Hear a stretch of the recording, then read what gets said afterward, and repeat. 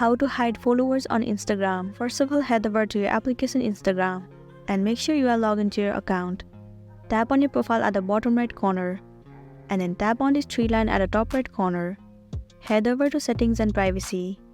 Scroll down and you'll find the option of account types and tools. Head over to it.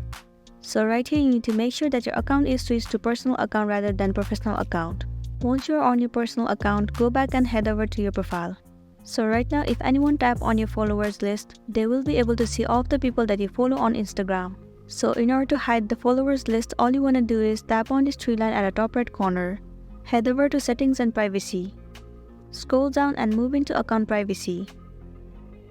Right here all you want to do is set your account to private. So enable this option.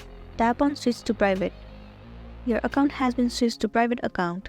Once your account is private, the people who doesn't follow you won't be able to see your followers list and it will be hidden for them. So that's it, and this is simply how you can hide the followers list on Instagram. I really hope this video is gonna be helpful for you. Thank you for watching it till the end.